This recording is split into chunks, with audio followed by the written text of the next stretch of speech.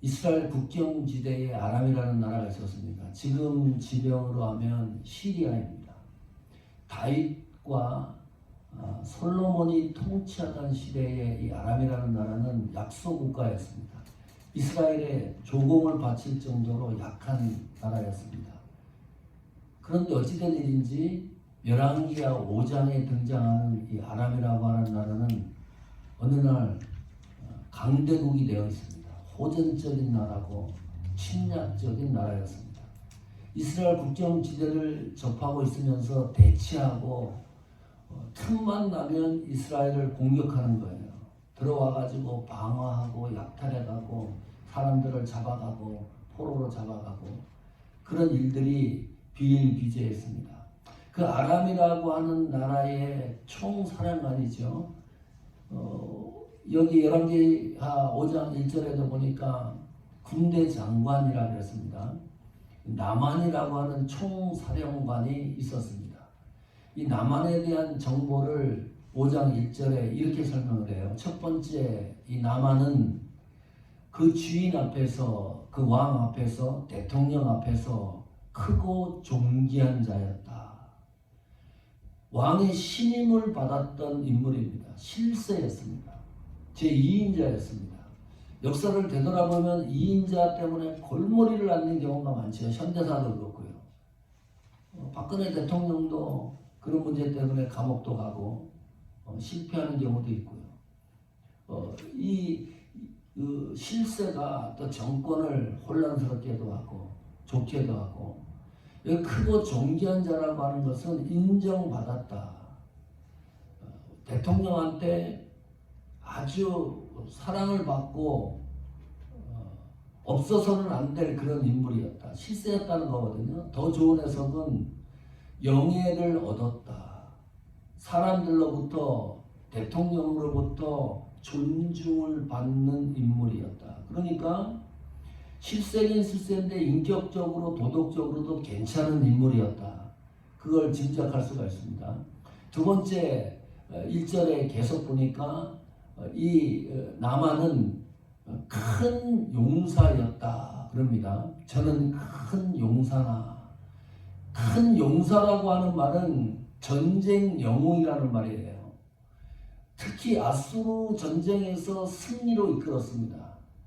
세 번째, 그러나 치명적인 약점이 하나 있었는데 문둥병자더라.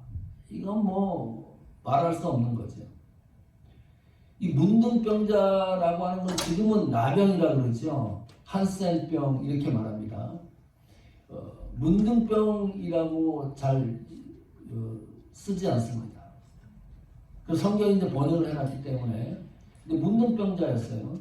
이스라엘 관습에 보면 이 문둥병자들은 격리를 시켜요. 사람들과 관계를 맺지 못합니다.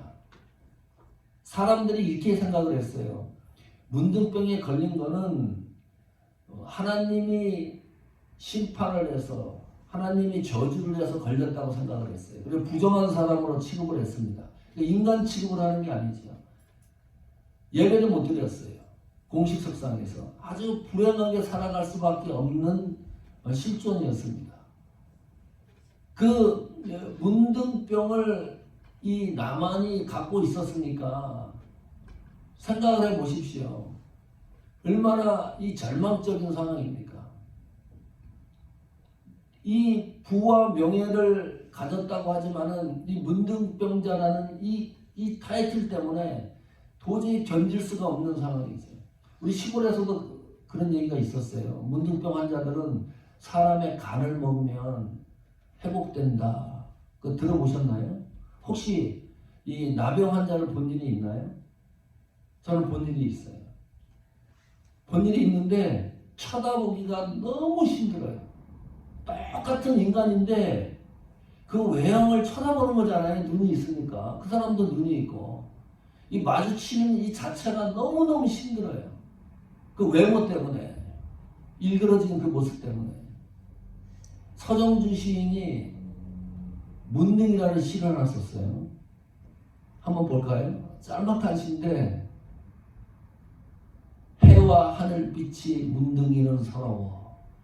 해와 하늘빛, 이 서정적이고 목가적인 풍경이잖아요.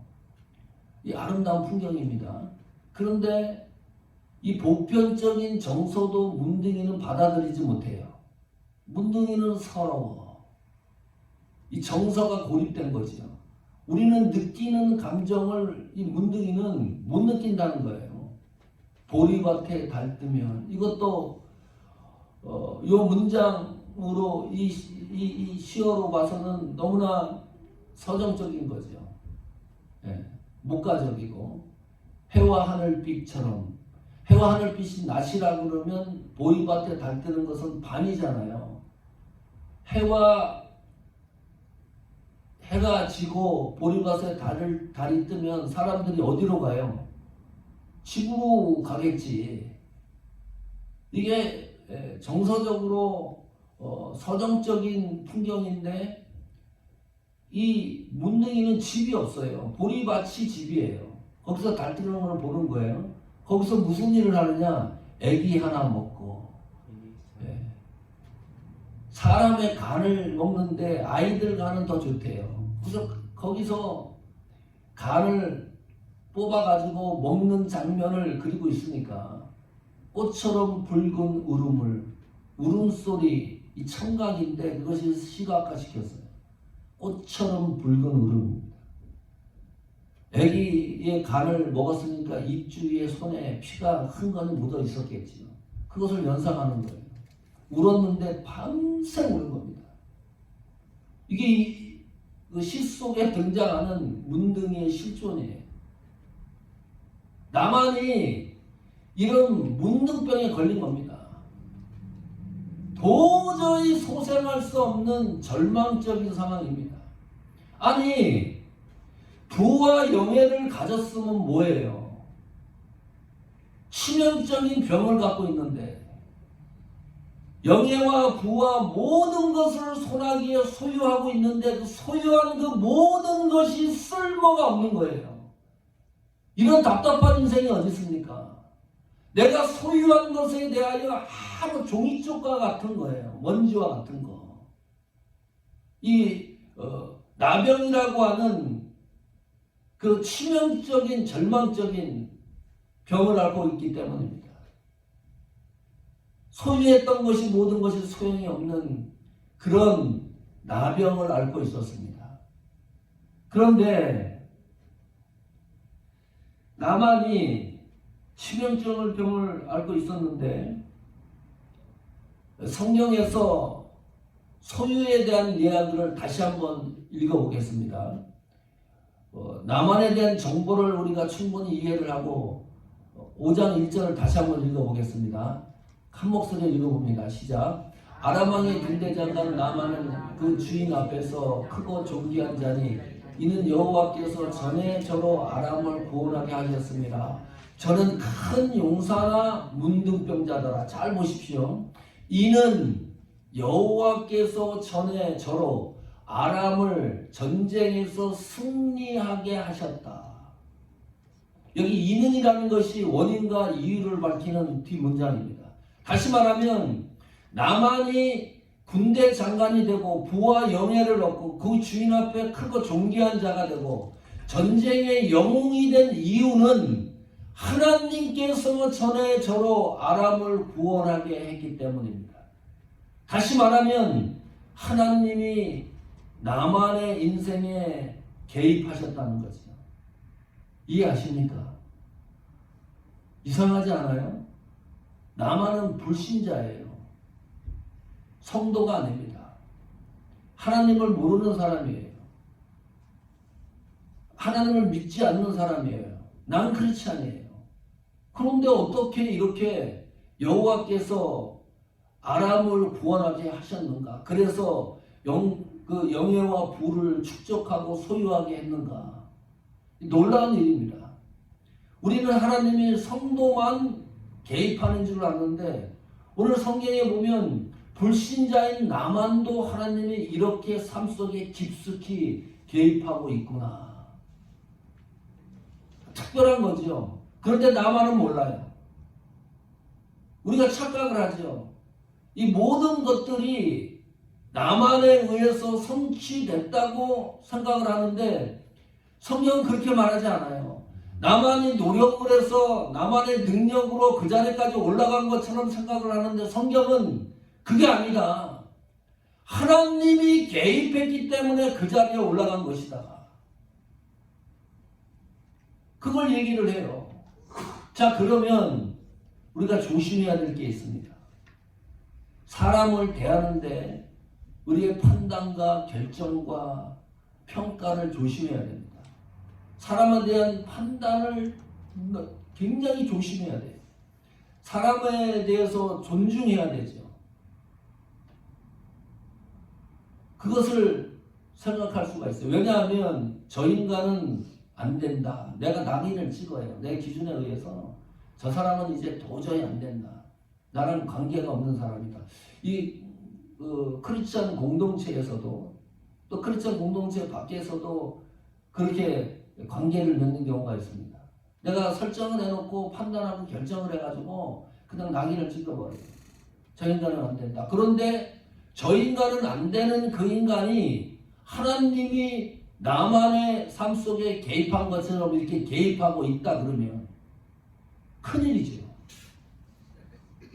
불신자인데 내가 싫어하는 사람인데 내가 미워하는 사람인데 그 사람은 느끼지 못하지만은 하나님이 그 사람 삶 속에 이미 개입하고 있다고 한다 그러면 어찌 되는 거예요? 우리가 관계에 있어서 한 가지 기억할 필요가 있습니다. 그래서 나만의 손을 기억하십시오. 나만의 손을 잡고 있는 하나님의 손을 기억하자. 우리 공동체 관계에서 나만의 손을 기억하는 게 아니라 나만의 손을 잡고 있는 하나님의 손을 기억을 하자. 이것이 관계적인 협력성입니다. 그것을 발견할 수가 있어요. 하나님이 왜 그런가요?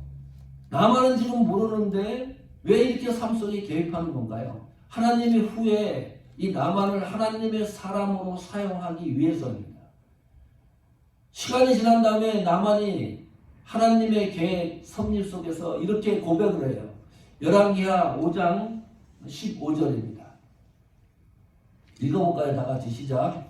나만이 모든 종자와 함께 하나님의 사람에게로 돌아와서 그 앞에 서서 가로되 내가 이제 이스라엘 외에는 온 천하에 신이 없는 줄을 아나이다.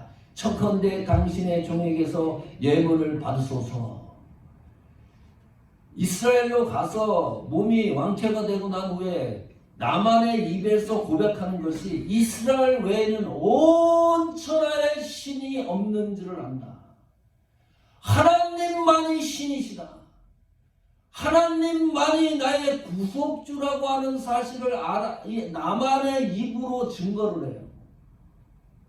하나님이 개입하기 때문입니다.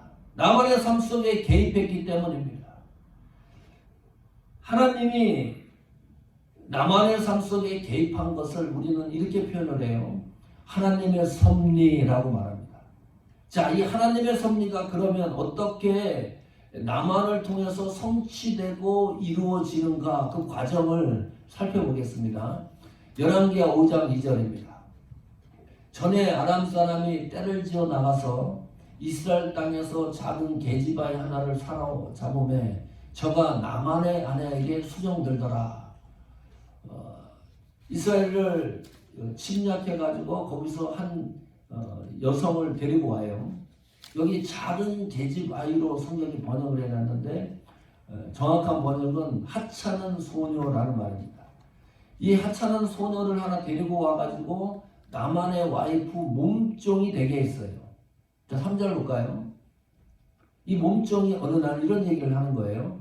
그 주모에게 이르되 우리 주인이, 이 주인은 나만이죠, 사마리아에 계신 선지자 앞에 계셨으면 좋겠나이다. 저가 그 문둥병을 고치리이다. 굿뉴스예요. 그러나 실상을 따져보면 너무나 기가 막힌 내용이에요. 자, 여기 한번 살펴볼까요? 정보도 정확하지가 않아요. 주인에게 사마리아에 있는 우리나라 어느 지역에 있는 선지자 이름도 몰라요. 엘리사입니다. 후에 그 선지자가 엘리사로 나오지만 이 선지자 이름도 몰라요. 이 정보도 부정확해요. 사마리아에 계신 선지자 앞에 가면 반드시 문둥병을 고칠 것이다. 그러나 뒷문장에는 확신과 결단이 있는 문장입니다. 그 선지자를 만나면 반드시 나만의 문둥병이 고쳐질 것입니다. 이 이야기를 듣고 나만이 움직여요. 기가 찬 거죠. 자, 아람이라는 나라가 강대국이라고 그랬어요. 이스라엘은 약소국입니다. 가난한 나라입니다. 의술이 아람이 더 발달이 됐어요. 고치는 이 의술 기술이. 이스라엘로 갈 이유가 없어요. 그리고 이 하찮은 소녀가 이야기한 것에 닥터를 소개한 것도 아닙니다. 유명한 무슨 의사를 소개한 것도 아니고요. 선지자도 아니고 이 소녀가 또 신학자도 아닙니다. 정말 성경 그대로 별 볼 일 없는 그냥 나만의 아내를 수정되는 몸종에 불과했는데 그 이야기를 듣고 나만이 움직여요. 이상하잖아요. 아니 그 나라에서 아람이 총사령관을 지낼 정도면 그 나라에 있는 유명한 의사들을 다 만났겠지요. 치료하려고 애를 썼겠지요. 그래도 치료가 안 되는 거였었잖아요. 아람이 나라가 강대국이었기 때문에 의술도 이스라엘보다는 뛰어났겠지요.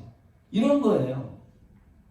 우리 보고 몸이 어디가 아픈데 아프리카 저기 뭐 산골짜기에 가서 치료받으라는 거예요. 거기 가면 선지자가 있으니까. 이 허무맹랑한 이야기를 듣고 그러나 나만이 움직여요. 이상합니다. 이유가 있습니다. 이것이 기적입니다. 기적이라고 말하는 것은 하나님이 나만의 삶을 섭리했다는 결정적인 증거입니다. 이 이야기를 듣고 움직인다는 것 자체가요. 나만은 모르지요. 그러나 움직이고 있는 이 현상은 나만의 삶 속에 하나님이 깊숙하게 개입해서 섭리하고 있다는 증거입니다. 나만의 이 하나님의 섭리를 돕는 사람이 또 있습니다. 이 이야기를 듣고 나만이 왕에게 쫓아가요. 4절에 봅시다. 나만이 들어가서 그 주인 대통령이죠. 다 같이 읽어보겠습니다. 시작. 고하여 가로되 이스라엘 땅에서 온 게지바의 말이 이러이러하더이다. 가서 대통령한테 얘기를 하는 거예요. 총사령관이니까. 내가 집에 데리는 몸종 하나가 이런 얘기를 하고 있다. 어떻게 하면 좋겠느냐. 자 보세요. 왕이 이런 결정을 해요. 5절 봅시다. 아람 왕이 가로되 갈지어다. 이제 내가 이스라엘 왕에게 글을 보내리라. 나만이 곧 떠날새 은 10달란트와 금 6,000개와 의복 10배를 가지고 가서 왕이 이야기를 들어요. 나만이 가서 이야기하는 것도 신기한 일이고 그 이야기한 이야기를 왕이 듣고서 보내는 것도 기적과 같은 일입니다. 그냥 보내는 게 아니라요. 여기 금 10달란트 키로로 하면 342kg 금이 은이 금 6,000개는 몇 킬로그램인지 압니까? 68kg이에요. 제가 68kg에 못 돼요. 저보다 더 낮은 저를 상상해 보세요. 제 몸과 같은 금덩어리를 가지고 또 의복이 얼마나 귀했어요. 그때 10벌을 가지고 친서까지 가지고 가는 거예요. 6절 한번 봅시다. 이스라엘 다 같이 읽어봅니다. 시작. 이스라엘 왕에게 그 글을 전하니 일렀으되 내가 내 신하 나만을 당신에게 보내오니 이 글이 당신에게 이르거든 당신은 그 문둥병을 제발 고쳐서 보내달라. 친서까지 써가지고 보내요. 이게 가능한 일입니까? 가능하지가 않아요. 나만은 아람 나라의 총사령관입니다. 군대 장관입니다. 이 나만은 그 아람이라고 하는 나라를 지켜야 될 사명이 있어요. 나라를 떠나면 안 돼요. 왕의 곁을 떠나면 안 돼요. 그런데 보내는 겁니다. 모든 선물을 끓여가지고 대통령이 친선을 써가지고 보냅니다. 누가 하신 일이에요? 하나님이 섭리했기 때문에 가능한 일입니다. 설명될 수가 없습니다. 하나님이 깊숙하게 나만의 삶 속에 개입을 하셔서 섭리를 하니까 이런 일들이 일어나는 거예요. 그 나라 최고의 대통령이 돕는 자가 등장을 합니다. 하나님이 우리를 섭리를 하면 어떤 역사가 일어날지 몰라요. 자, 그래서 나만이 떠나는 거죠. 성도 여러분, 나만이라는 인물이 한 그리스도인이 되기 위해서 하나님이 섭리를 하고 그 섭리한 그 역사의 접촉점, 동기를 부여하는 데는 누가 있었느냐? 한 소녀가 있었습니다. 이 소녀가 아주 유별난 소녀가 아닙니다. 엄청난 소녀가 아닙니다. 부족한 소녀예요.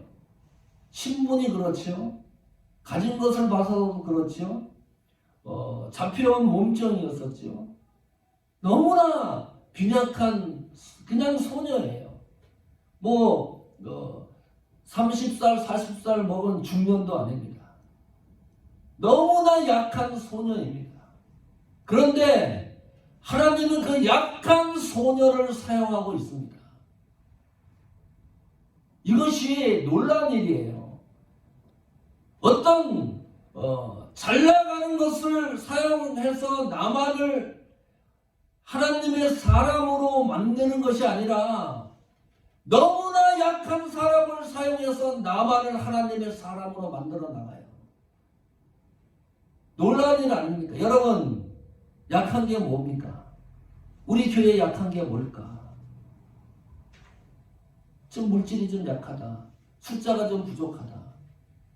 우리 자체 건물도 없다. 이거 다 약한 거죠. 여러분에게 약한 게 뭡니까? 내가 지금 몸이 좋지 않다. 약한 거죠. 나에게 100만 불이 없어요. 물질적으로도 내가 약한 것 같다.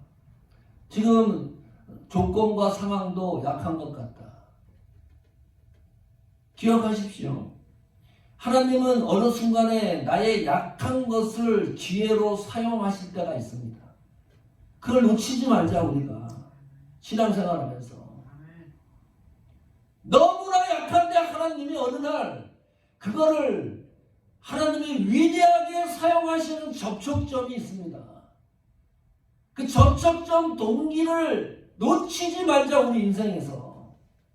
하나님이 어떻게 사용하실지, 어떤 일을 할지, 하나님의 놀라운 역사가 어떻게 이루어질지, 우리의 약한 것을 사용하시는 것을, 그 은혜를 다시 한번 생각했으면 좋겠습니다.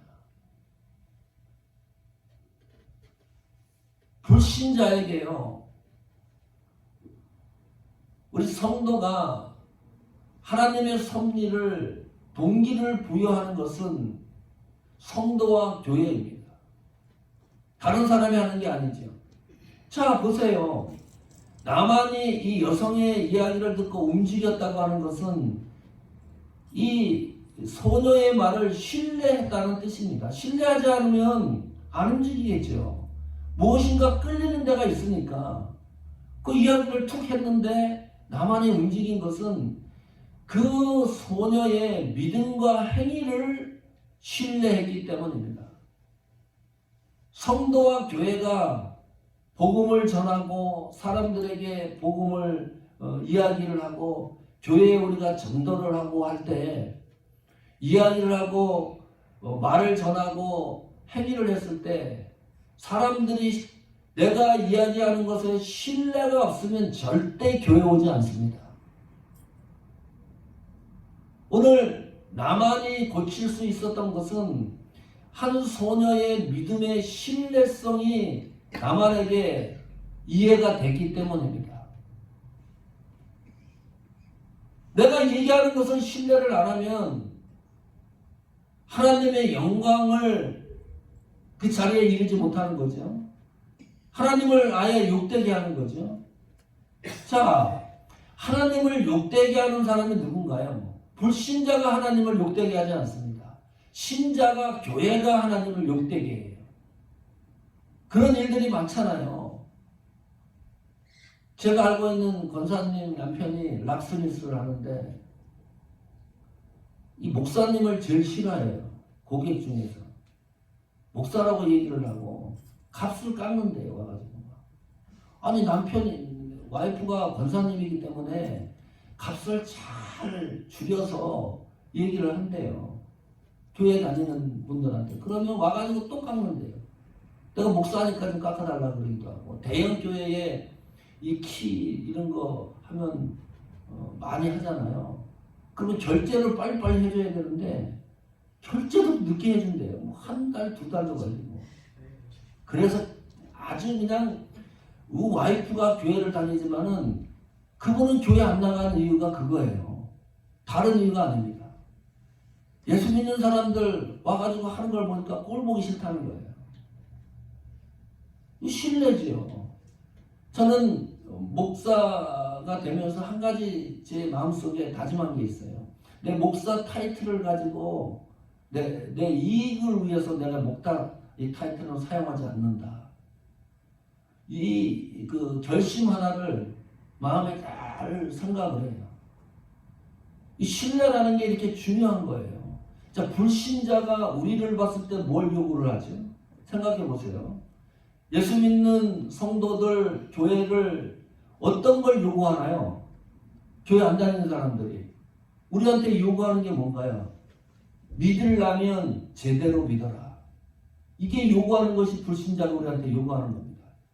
불신자들이요, 너희들이 신앙생활을 잘해가지고 나를 좀 먹여 살려라 이런 거 요구하는 거 아니에요. 뭐 돈을 내놔라 이런 거 요구하는 거 아닙니다. 좀 도와달라 그런 거 요구하는 거 아니에요. 제발 믿으려면 제대로 좀 믿어라. 이게 불신자들이 성도와 교회를 향해서 요구하는 것들입니다. 참 부끄러워요. 이 교회와 우리 믿음의 이 반응이, 응? 한국가에 있는 동안에 주일날 2주죠. 우리 단톡방에 올라온 걸 보니까 대단하다요. 오늘은 출타한 분들이 많이 있는데 뭐 100% 출석도 하고, 음식이 분명히 비빔밥인데 또 김치찌개도 또 둘째 주인도 뭐 드셨나? 네? 궁중 떡볶이. 궁중 떡볶이.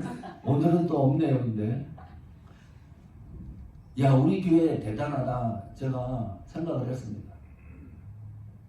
어느 교회 가면 목사님 출타하잖아요. 수가 푹 줄어버립니다. 3분의 2도 안 나와요. 근데 우리 교회는 목회자가 없어서 잘 돌아가는 교회다. 한 사람 한 사람 분들이 그리스도 안에서 뿌리를 잘 내리고 있다. 네. 너무 뿌듯했습니다. 너무 감사했고, 야, 사모하는 교회 대단한 교회다. 다시 한번 우리가 결심을 하는 거예요. 이런 결심을 하는 거죠. 이 세상에 교회가 많지만 사모하는 교회는 다르다.